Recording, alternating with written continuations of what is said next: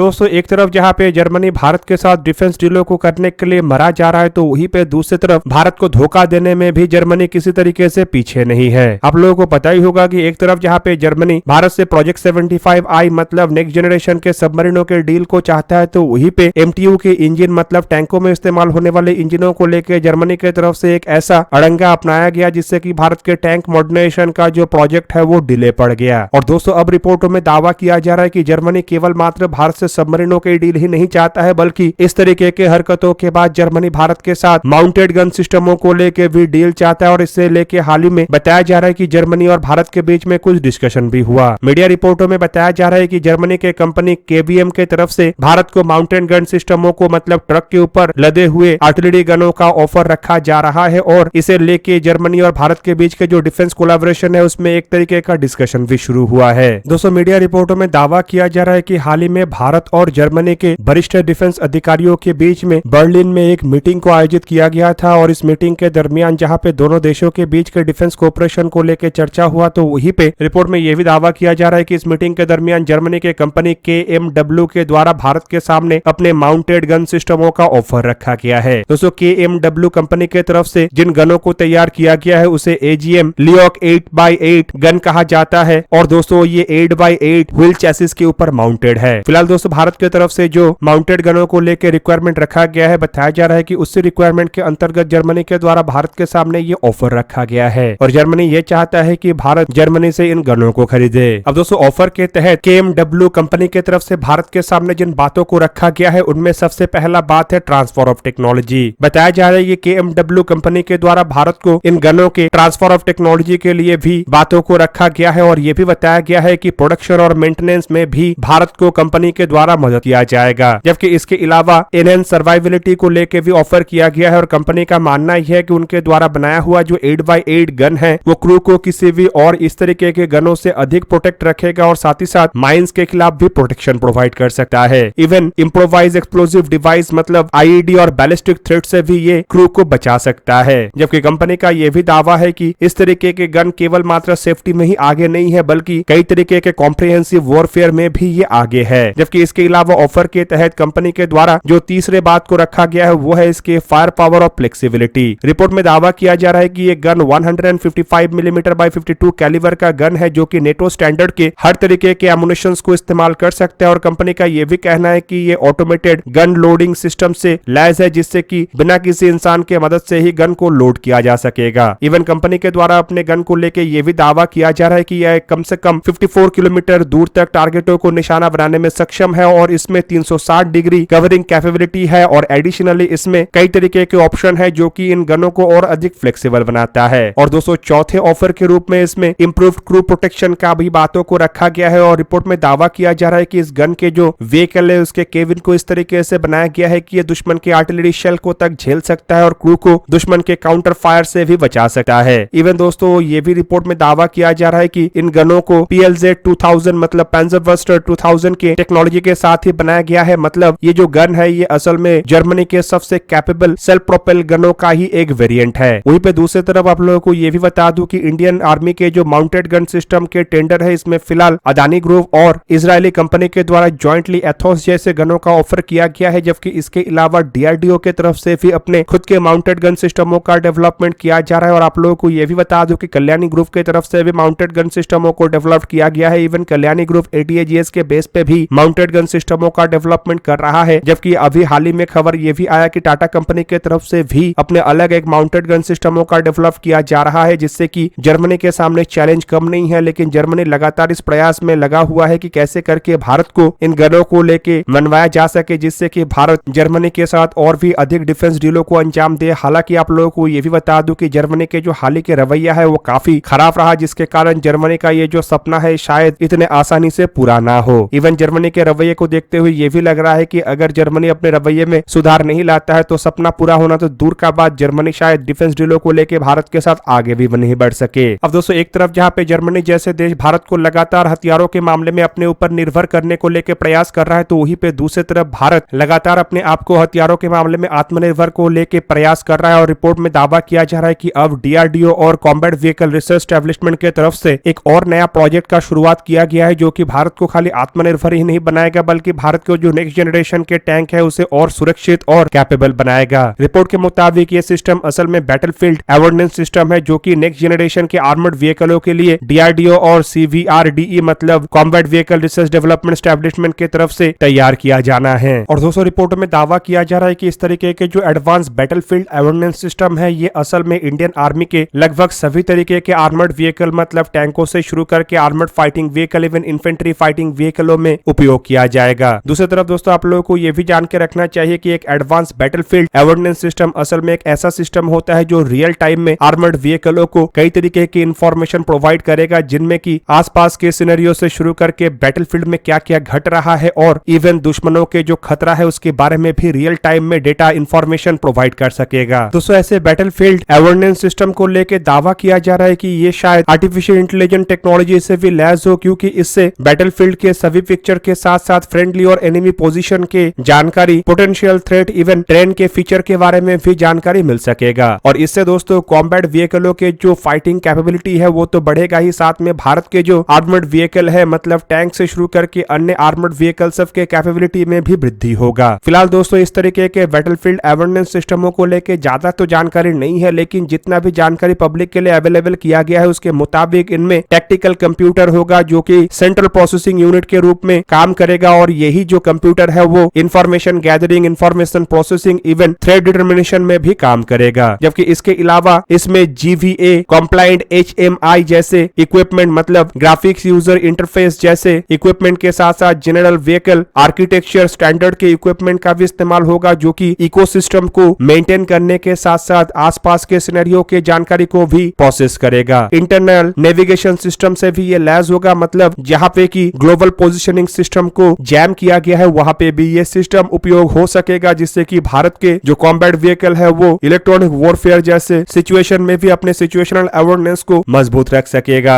हालांकि इसके अलावा रिपोर्टों में यह भी दावा किया जा रहा है कि इसमें इंटरक्रू कम्युनिकेशन सिस्टम भी होगा मतलब इस सिस्टमों के सहारे जो एक टैंक है वो दूसरे टैंक के साथ बातचीत कर सकेगा और अपनी इंफॉर्मेशन को शेयर करने के साथ साथ इंफॉर्मेशन को सिक्योर भी रख सकेगा। फिलहाल दोस्तों अगर देखा जाए तो भारत के अंदर कई तरीके के कॉम्बैट व्हीकलों को लेकर काम हो रहा है और दोस्तों ऐसे इक्विपमेंटों का आवश्यकता भी काफी अधिक है। फिलहाल सबसे महत्वपूर्ण जो कॉम्बैट व्हीकलों का प्रोजेक्ट है उनमें सबसे पहले नाम आता है फ्यूचर मेन बैटल टैंक मतलब FMBT का, जबकि इसके अलावा फ्यूचर इन्फेंट्री कॉम्बैट व्हीकलों को लेकर भी भारत के द्वारा काम किया जा रहा है जो कि आने वाले समय में इंडियन आर्म फोर्सेस की ताकत को मजबूत करेगा। जबकि ऑनगोइंग प्रोजेक्टों को अगर देखा जाए तो इसमें जोरावर प्रोजेक्ट जैसे प्रोजेक्टों का काफी अधिक जिक्र हो रहा है जो कि लगभग तैयार है और जल्द ही इंडियन आर्मी के बेड़े में शामिल होना भी शुरू कर देगा। और आप लोगों को बता दूं कि जोरावर टैंकों को चाइना के साथ लगे हुए बॉर्डर में डिप्लॉय किया जाना है जहां पे कि इलेक्ट्रॉनिक वॉरफेयर सिस्टम और टेरेन काफी खराब होने वाला है, जिन कारणों की वजह से ऐसे बैटलफील्ड अवेयरनेस सिस्टम इन व्हीकलों के लिए अति आवश्यक है। वहीं पे दोस्तों कई सारे प्राइवेट सेक्टर कंपनियों के द्वारा भी armoured recovery vehicle, armoured personnel carrier और आर्मर्ड व्हीकलों का डेवलपमेंट किया जा रहा है जो कि आने वाले समय में इंडियन आर्मी के बैटलफील्ड के एक बहुत बड़ा हिस्सा बनेगा। दोस्तों यहाँ पे आप लोगों को क्या लगता है कि इंडियन आर्मी के लिए कॉम्बैट व्हीकल रिसर्च एस्टैब्लिशमेंट और DRDO के द्वारा जो काम किया जा रहा है वो इंडियन आर्मी को कितना स्ट्रॉन्ग बना सकेगा? कमेंट करके अपने राय अवश्य दीजिए। दोस्तों आज के इस वीडियो को यहीं पे ही करते हैं समाप्त। किसी और एक दिन किसी और एक वीडियो में मिलेंगे, तब तक के लिए जय हिंद, वंदे मातरम।